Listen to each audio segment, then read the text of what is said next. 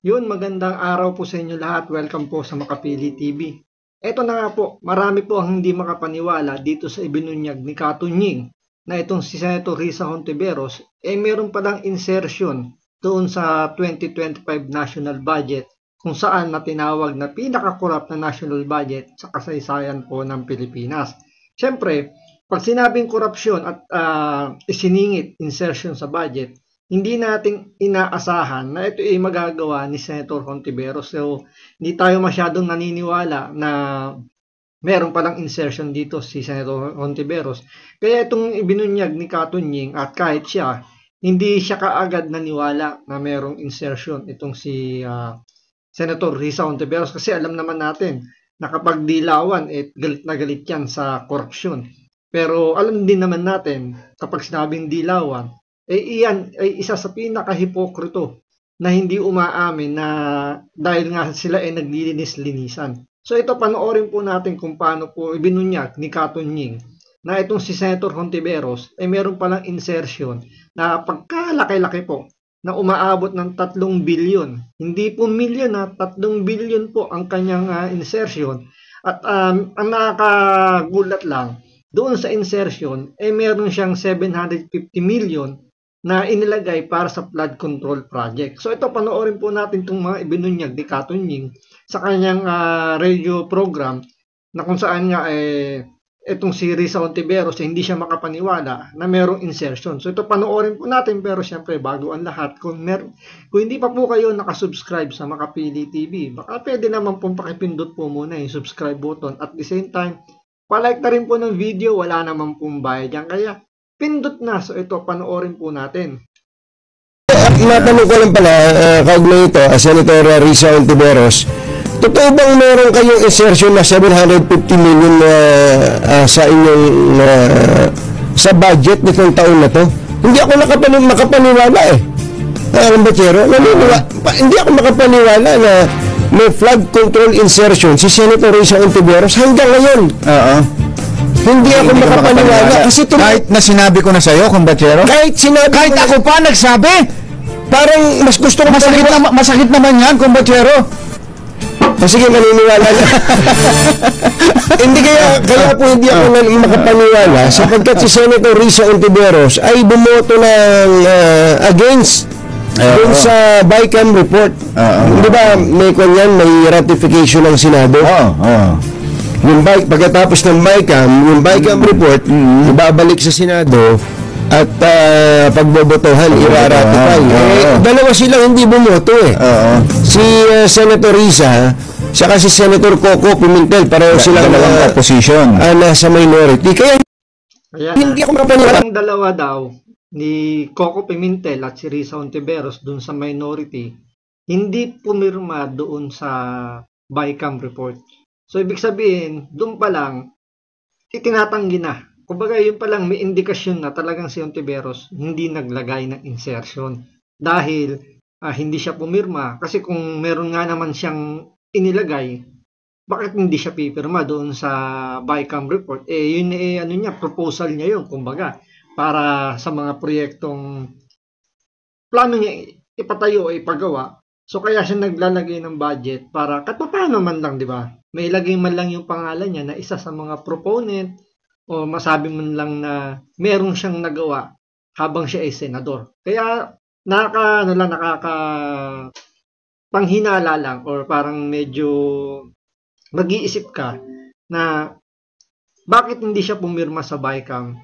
Kung meron naman palang insertion dito sa 2025 national budget. Kaya medyo magtataka ka ng kaunti na paano nangyaring ganun? Pwede kayang ito iniligay lang na hindi alam ni Senator Hontiveros kasi uso yan sa Kongreso, di ba? Sabi nila may mga parking fee na kalakaran na doon muna itatago yung budget para paano pag naaprubahan na saka lang kukunin ng kongresista. So possible kaya sa Senado meron din parking fee na sinasabi at hindi alam ito ni Senator Hontiveros na inilagay pala sa kanya yung insertion na umaabot ng 3.35 billion pesos. So ito, tuloy natin.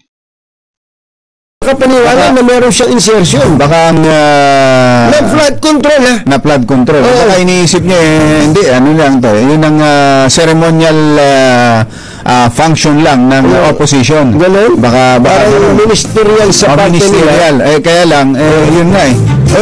Hindi kaya may ibang nag-parking din kay Senator Risa? Wala naman siyang garahe.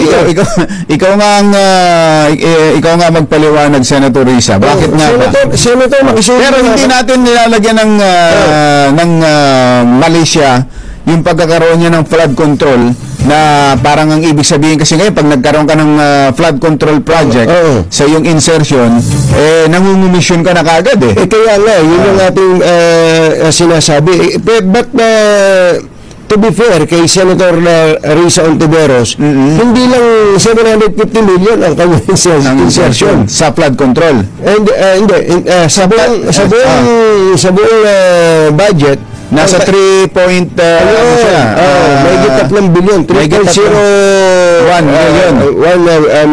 billion, tingnan ko na nga hindi ako makapaniwala hanggang ngayon, hindi ako makapaniwala. Risa Ontiveros, mga magulang at mga mga taga-subaybay, ang kanyang kabuuang budget. Saan mo ba nakuha yan? Para sa 2025. Natawagan mo na ba, Yuel? Natawagan mo na ba sa Ontiveros? 3 billion, 3.035 billion. 3 billion 35 million and then 800,000. Yun ang insertion. So isipin nyo, no, 3.35 billion yung insertion. Kung susundan natin yung mga lumalabas na sinasabi nga nila Mayor Magalong, nila Ping Lacson, nila Toby Chanco, closely nasa 20% daw yung pinaka-kickback o yung yung kickback ang nakukuha ng isang proponent. Ngayon, kung kukunin mo yung 20% ng 3.5 o 3 billion na lang, sa 3 billion na yan, more or less nasa 600 million yung possible na makukuha ng proponent as kickback. So, hindi natin sinasabi na yun talaga yun ang nakuha ni Senator Ontiveros. Hindi natin sinasabing nakuha niya yun. Ang sa atin lang, kung kukumpitin mo lang, dahil magbabase tayo doon sa sinasabi nga nila Mayor Magalong na yung nakukuha nilang kickback is more or less nasa 20%. Yung iba nga nasa 35% nga daw, di ba? Pero doon na lang tayo sa pinakamababa na 20%. So yung 20% ng 3 billion, kung di ako nagkakamali, is around 600 million. So ganun kalaki yung posibleng kickback kung totoo yung sinasabi ni Katunying na merong insertion dito si Senator Ontiveros. So yung 600 million na yun, possible kaya yun yung alam nyo na, yung ex-deal, kasi sinasabi nila dahil nga naging isa sa mga naging kasangkapan para maipakulong itong si Pastor Kibuloy na isa sa mga kritiko ni Bongbong Marcos, posible kaya ito yung isa sa mga ex-factor or merong mga alingas-ngas at kinumpirm din naman ni Senator Ontiveros na just in case na walang mapili ang Liberal Party na tatakbong presidente na lalaban kay Inday Sara, si Ontiveros yung possible na ilaban nila. So yung 600 million is possible kaya doon kunin yung panggastos para sa campaign funds nila for presidential elections sa 2020. Yan, tanong lang naman natin. Kaya nga itong nilabas dito ni Katunying, medyo malaking issue to at malaking, kumbaga, marami kang pwedeng isipin kung paanong gagamitin o saan gagamitin yung pondong na ipasok doon sa national budget noong 2025. Yung amendment. Insertion or amendments. Tapos ang kanyang flood control insertion ay nasa 700 million, nasa 715 million. Ayun. Pakita nung baka na-parkingan lang siya So yun, gusto nga nila itanong kay Senator Ontiveros kung totoo ba o kung may katotohanan ba yung sinasabi nilang insertion nga nito ni Senator Ontiveros, kung totoo ba ito. Pero syempre, talagang sasagot si Senadora Hontiveros, si Kaayo, Madam Chairman. So, sinasabi nila mukhang paldong-paldo nga daw kung nagkataon. Kung totoo mukhang papaldo rito si Kaayo, Mr. Chair, dahil sa napakalaking halaga nga naman, 600 million yun kung yun i-compute natin. Pero ito itinanggi ni Senator Hontiveros yung sinasabi ni Katunying na siya ay may insertion. Ang tanong dito, bakit sa dami-dami? Kasi may sinabi rin si Senator Ping Lacson na halos lahat daw ng senador nung 19th Congress may insertion.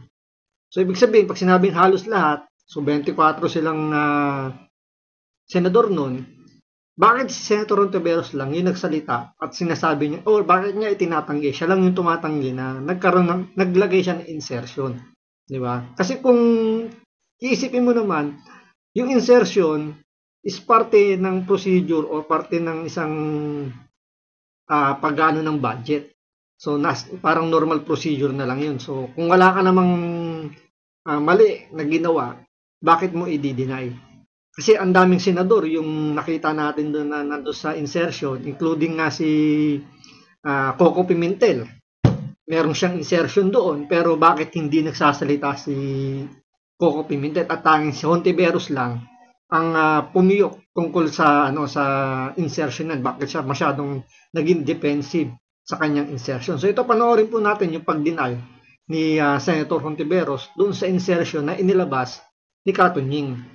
Giniit ni Senator Risa Hontiveros na wala siyang budget insertion sa gitna ng mga alegasyong may isiningit umano siyang bilyong-bilyong pisong pondo sa 2025 national budget. Sa kanyang social media post, sinabi ni Hontiveros na lahat ng mga minungkahi niyang amyenda sa budget ay dumaan sa tamang proseso at inaprubahan ng Senado. Wala raw siyang BICAM insertion. Dagdag pa ni Hontiveros, hindi nga siya noon pumirma sa BICAM at isa rin sa mga bumoto laban sa pagpasa ng 2025 budget report. Lumutang ang alegasyon laban kay Hontiveros sa isang radio show kung saan sinabing 3 billion pesos umano ang isiningit na pondo ng senadora. Diba? Nakakapagtaka lang dito kay Senator Hontiveros. I-deny niya yung insertion niya, pero sinasabi naman niya na dumaan naman sa tamang proseso yung BICAM report. Although hindi siya pumirma doon sa BICAM report dahil nga may nakita silang, I think yun yung unang yun yung unang nilang statement na medyo nagdududa sila doon sa national budget, pero still pinirmahan ni Pangulong Bongbong Marcos yung General Appropriation Act na yan, yung GAA. So, kung dumaan naman sa tamang proseso, bakit itinatanggi rito ni Hontiveros na meron siyang insertion? Kasi kung tama naman, di ba, dapat ipagmalaki mo yung proyekto na inilaan mo doon sa insertion mo. Kasi ang mga nakalagay doon, kung di tayo nagkakamit, mamaya babanggitin natin. May mga flood control nga daw na nakalagay, di ba? Sinabi nga ni Katunying doon sa kanyang inilabas na report. May flood control doon na nilagyan ng budget ni Senator Hontiveros. So, kung yun nagawa ng tama, napakinabangan ng taong bayan ng tama, bakit hindi ka magiging proud kung ikaw yung naglagay o ikaw yung proponent nung proyektong yun? Bakit dito dinideny ni Senator Hontiveros yung insertion na yun? So parang pinalalabas niya rito si Katunying fake news. Kaya itong si Katunying hindi pumayag na mangyari na tawagin siyang fake news dahil doon sa inilabas niyang issue na mayroong insertion itong si Senator Hontiveros, na which is hindi naman dapat issue. Kasi kung tumaan sa tamang proseso, wala kang dapat maging dapat ipangamba, hindi mo kailangang idepensa tulad ng ginagawa ngayon ng ibang kasama niyang senador na hindi sila dumidepensa tungkol dun sa insertion kung dumaan naman sa tama. Pero bakit kaya si Senator Hontiveros ay masyadong defensive pagdating dito sa insertion? Pwede kayang hindi natin masabi, baka madali tayo, pero ituloy na lang natin itong sinasabi ni Katunying, labas siya ng ebidensya, na itong si Hontiveros ay merong insertion at nakakuha siya ng dokumento galing dun sa Senado. Ang tanong, paano nakakuha si Katunying ng dokumentong ganun sa Senado kung yung ibang mga journalist, ibang reporter hindi nakakakuha ng ganung dokumento? Pero bakit si Katunying nakakuha ng dokumento at bakit si Senator Risa Hontiveros lang, yung kanyang dinadali rito pagdating sa insertion, sabi nga ni Ping Lacson tsaka ni Senator JB Ejercito, na halos lahat naman daw ng senador mayroong insertion. Pwede kaya dumidepensa rito si Hontiveros dahil nga ex-deal to. May pinanggalingan yung insertion na yun. Kasi tandaan ninyo, nasa opposition to si Risa Hontiveros at never to makikipagtulungan or never to magiging idolo ng mga Marcos kasi isa sa mga sumisigaw ng never again, never again. Pero dahil nga isa rin siya sa mga tumulong na pabagsakin si Pastor Kibuloy na isa sa mga kritiko ng mga Marcos ni Pangulong Bongbong Marcos posible ito kaya yung kapalit ng pagpapakulong kay Pastor Kibuloy. Kaya todo tanggi itong si Senator Hontiveros.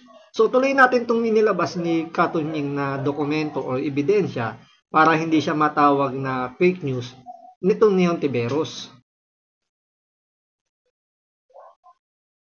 Ako naman hindi naman masyadong bago na sa media. Ako po 33 years na po sa media. Kaya po medyo kahit paano nasasaktan tayo pagka meron tayong sinabi tapos tatawaging fake news, lalo pa at galing sa isang senador. Kapag ka po sinabing insertion, sa aking tingin, insertion, wala namang masama sa insertion Ang insertion na tinatawag din pong amendment, wala naman po sanang masama. Bakit po? Sapagkat ang lahat po ng senador, hanggat hindi po sila ibinabawal, pati mga congressman for that matter, hanggat hindi sila binabawalan na mag-introduce ng amendments sa panukalang budget, pinapahintulutan po sila. Ibig sabihin, legal po yun. Kailan lang po nagiging masama ang insertion? Kapag po ang insertion, mga kababayan, ay inimplement na nakikialam po yung senador o kaya congressman dun sa implementation. Hindi ako makapaniwala. Parang hindi ako makapaniwala kasi naman, paano ka naman maniniwala na may insertion, especially sa flood control, si Senator Risa Hontiveros, ang tingin natin sa kanya, talagang hindi siya papayag dito. Especially ito ang pinakamainit na usapin ngayon, mga kababayan. Iyan po yung ilan sa mga insertions o amendment ni Senator Risa Hontiveros ayon mismo sa record ng Senado. 3 billion 35 million 800,000. Tatanungin muna natin ang opisina ni Senator Risa Hontiveros. Baka kasi hindi alam ni Senator Risa Hontiveros to Itinatanggi po ba nyo na sa inyo ito? Magagandang proyekto po ito mga kababayan. Ako naniniwala ako magagandang proyekto. Kaya at this juncture, I want to reiterate that there is nothing wrong with insertion and amendment. Kaya huwag kayong masyadong defensive. Wala pong masama dyan. Lalo na nga kung in-implement ng tama yung proyekto. Ito, flood control tong susunod. Construction of Sinili Flood Control Structure Section 3 at Barangay Sinili, Santiago City, Isabela. 100 million. Yan po first page pa lang. Ito, sa Tarlac to. Construction of Flood Control Structures along Bakit River, Moncada, Tarlac. 75 million. Segment 14. Construction of Flood Control Structures along Baka River, Paniki, Tarlac. Segment 29. 75 million. Construction of Flood Control Structures along Kamiling River, Kubkub Section, Kubkub, Mayantok, Tarlac. Package 3. 75 million. Construction of Flood Control Structures along Pait, Manok River, San Manuel, Tarlac. 75 million. Ano masama dito? Baka nga magagandang mga proyekto itong mga flood control projects na ito. Ano masama dyan? Ba't nyo ikahihiyan nyo ba yan? Ba't nyo ikahihiyan kung yan po yung magandang proyekto? At kung ito'y Tama nga naman si Katunying, di ba? Bakit nga naman ikahihiya mo yung proyektong ikaw yung nagpatayo, ikaw yung nagpagawa? Kung ito naman napakinabangan ng mga kababayan natin, hindi kinurakot, hindi naibulsa yung budget. Pero ang isa nakakapagtaka lang dito sa mga sa mga budget na to, sa insertion na to, mostly is nasa North. Alam naman natin, ang Solid North, isa sa mga umaano yan, kumbaga, isa sa mga supporter ni Pangulong Bongbong Marcos. Pero yung mga proyekto ni Senator Risa Hontiveros, nasa Norte. Ang probinsya nito, kung di tayo nagkakamali, wala namang probinsya itong si Hontiveros, lakang Maynila to. Ano to konyo to parang konyo, dito yung alta sa syudad, parang ganun yung datingan nito ni Hontiveros. Kaya nakakapagtaka lang na bakit niya tinatanggi itong mga proyektong ito kung talagang meron siyang proyektong ganito at napakinabangan ng kababayan natin. Kasi ito galing na mismo sa Senado itong hawak na resibo ni Katunying. Kaya hindi tayo, ang hirap paniwalaan na may ganitong insertion at bakit itinatanggi ni Senator Hontiveros. Pero dahil nga resibo ang pinag-uusapan, may mga lumabas sa social media na nagpapatotoo na si Senator Hontiveros may mga proyektong pinondohan na kasama doon sa flood control na yon. So ito yon. Ito ba yung dahilan kung bakit itinatanggi ni Senator Hontiveros na meron siyang insertion sa nakaraang 2025 national budget? So, ayan po. Kung titingnan niyo po yung picture, nandun yung pangalan ni Senator Hontiveros na isa sa mga proponent. O sabihin natin kasama doon, kumbaga pangalan niya yung nakalagay doon na isa sa mga gumawa ng paraan yon para maisakatuparan yung proyektong yan. Pero yung nasa babang picture, yan po yung naging actual na nangyari doon sa proyekto.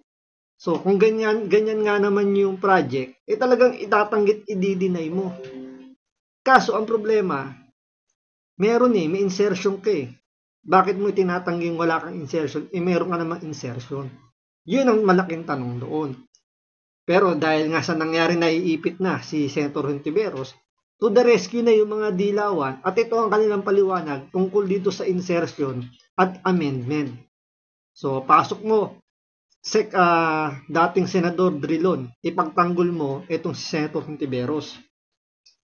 Let's start first. This is for the viewer. The word amendments and insertions in the budget now have been given an evil connotation, right? But amendments and insertions also don't mean the same technically. Ang amendment, ito kasi, parang magkaroon tayo ng mabilisang konteksto. Sinasabi kasi nila na ang insertion tsaka amendment parehas lang pagdating sa BICAM report. Yan yung pinagpipilitan nila Hontiveros na mga dilawan na nagtatanggol sa mga dito kay Hontiveros na wala namang masama doon sa ginawa kasi parte nga naman daw yun ng proseso doon sa BICAM. So yung insertion tsaka amendment parehas lang daw ayon dito kay Drilon. Babago sa Tagalog. Ang insertion, siningit. Diba? So, iba yon. Yung pagbabago, nag-amend ka ng budget dahil sa paniniwala mo, eto, mas maganda dito, kailangan. Ang insertion, parang ang dating, isiningit mo to dahil it almost has a scheming and dark meaning to the word na parang it's done in the dark or in secret. Parang ang insertion, parang ang dating, tinatago mo yun. Ang amendment, binago mo, pero alam ng lahat. Tama ba yun? Well, pareho po yan. Amendment or insertion. Pareho po yan. You cannot, insofar as the grant of the power is concerned, an amendment is an insertion. It's an insertion in the budget, is an amendment in the ordinary law, in ordinary legislation, but both are bills that are passed by Congress in its power to legislate. But let me finish. It is in the implementation of this amendment or insertion nagkaloko-loko na because number one, the plenary or the BICAM itself should have not approved, should have disapproved such insertion. Pangalawa, even assuming that the system of scratch my back and scratch yours prevails, when it gets to the president has the power to exercise a line item veto, meaning that particular item is vetoing the whole general appropriations bill, or mark it for later release, FLR. In these two cases, then the amendment does not, or insertion does not work. And number three, if it fails, then you have the agencies such as the Ombudsman and the COA who are supposed to check on this. So, the error or the failure of the system is because of the people manning the system. Karen, I have never seen a corruption of this magnitude in the budget. And this is really unfortunate. We should punish those who are guilty of corruption in the execution of these projects. So nagkakabulol-bulol po rito itong si Drilon, katatanggol dito sa insertion ni Senator Hontiveros. Tama naman si Karen Davila. Kung pagbabasehan mo yung literal na salita, insertion, isiningit mo lang yan. Yung amendment, binago mo. Walang pinagkaiba yan sa ano bang purpose ng sumingit ka. Halimbawa, sa isang pila, sumingit ka. Ano bang purpose mo nun, di ba? Para manggulang ka doon sa nakipila sa likod, para mauna ka. Yung amendment, binago ka lang. So, pwedeng nagpaalam ka na may babaguhin kang isang letra, isang tuldok, isang numero dahil medyo nagkaroon ng typo error. So, yun yung amendment. Pero yung insertion, ito yung mismo yung isiningit mo. Ibig sabihin, sabi nga ni Karen Davila, may tinatago ka, kaya isiningit mo para hindi mapansin. Kaso, nabuko rito ni Katunying. At totoo nga may insertion si Risa Hontiveros. Yun nga lang, sabi nga rin dito, parehas lang naman pala yung amendment at insertion. Ang punto, bakit i-deny ni Senator Hontiveros? Diba? Yun yung pinakapunto ron Parang sinasabi nila rito, kumbaga rito nililinis na ni Drilon yung imahe ni Hontiveros pagdating dito sa korupsyon ng insertion. Yun yung nangyayari dyan. Pero siyempre, may banat dito si Alan Peter Cayetano tungkol sa insertion. Na bakit pag si Hontiveros ang gumamit ng salitang insertion, nagiging amendment. Pero pag iba ang naglagay ng insertion, iba kagad yung dating at ito ay masama. So ito panoorin natin si Senator Alan Peter Cayetano. Hindi tayo magkaintindihan ngayon bakit pag grupo nila ang naglagay, insertion yon. Pag grupo nyo, amendment yon. Diba? So, sabi ko nga, nung bata ako, tinanong ko sa yaya ko, Yaya, bakit pagka nagkakasakit ako, sabi mo, hika? Bakit sa mga kaklase ko sa high school, asthma daw? Sabi nung yaya ko, kasi mayaman yung mga kaklase mo. Pag mahirap, hika yan. Pag mayaman, asthma yan. So, bakit kapag kasi Risa, amendment yan, hindi insertion. Pag iba, insertion yan. So how can we have a national dialogue kung ganon, di ba? But as far as... Correct. So ibig sabihin lang, nagiging yung pagiging hipokrito nila rito, talagang binibitbit nila para hindi mabago yung imahe ni Hontiveros na siya yung pinakamalinis na senador, pinakamalinis pagdating sa korupsyon dahil ang plano nito sa 2028 tumakbo bilang presidente at possible yung insertion na nakuha niya dahil doon sa insertion na yun, posible yun daw yung gamitin para sa national election sa 2028 para nga naman meron silang budget pantapat dito kay Vice President Sara Duterte. So maraming salamat po sa panonood. Ingat po kayo lagi. God bless.